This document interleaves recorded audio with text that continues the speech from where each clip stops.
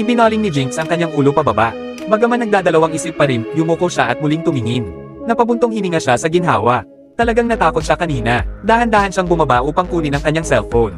At nakita niya ang kanyang bulag na hipag, isang espiritista, na mahimbing na natutulog sa sopa. Hindi makapaniwala si Jinx. Isang nakakatakot na kahoy na manika ang nakaupo sa likuran nito. Ngunit tulog pa rin ito ng mahimbing. Alam niyang matapang ang kanyang hipag. Ngunit hindi niya inaasahang mas matapang pala siya. Kinuha ni Jinx ang kanyang cellphone at sinimulang pagmasdan ng kakaibang manika. Tiningnan niya ang bibig nito ngunit wala siyang nakita. Pagkatapos ay tiningnan niya ang ulo nito at nadiskubreng may 5 butas. Dalawa sa mga iyon ay may larawan ng kanyang hipag at ng kanyang nakatatandang kapatid. Sa ikatlong butas naman ay may isang ngipin na labis niyang kinadiri. Ang ikaapat na butas ay may maliit na sisidlan ng sariwang dugo. Habang titingnan na sana niya ang ikalimang butas, biglang sumigaw ang kanyang hipag.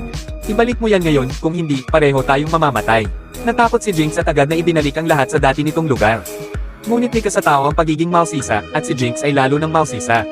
Nang magising siya sa kalagitnaan ng gabi upang gumamit ng banyo, nakakita siya ng kakaibang tanawin.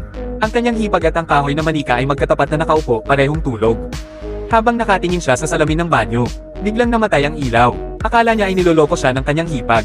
Ngunit nang lumabas siya, parang hindi naman gumalaw ang babae kahit kaunti.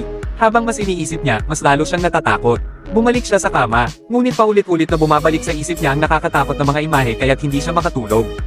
Kaya't kinuha niya ang lumang kamera na pag-aari ng dating asawa ng kanyang nobyo na pumanaw na. Habang tinitingnan niya ang mga larawan, bigla siyang nakakita ng isang nakakatakot na imahe. Nalabis niyang ikinagulat kaya't nahulog niya ang kamera. Bago pa siya makagalaw, lumitaw sa sulok ng silid ang multo ng dating asawa ng kanyang nobyo. Mahina nitong binubulong na kailangan ng umalis ni Jinx. Sa pagkakataong iyon, sigurado siyang hindi lang ito guni-guni. Hindi na niya inalintana kung ano ang sinasabi ng multo. Tumakbo siya pababa ng mabilis. Sinubukan niyang gisingin ang kanyang hipag. Ngunit hindi ito nagising. At biglang, ang kaong pinaglagyan ng manika sa kanilang likuran ay nagsimulang kumalabog ng malakas.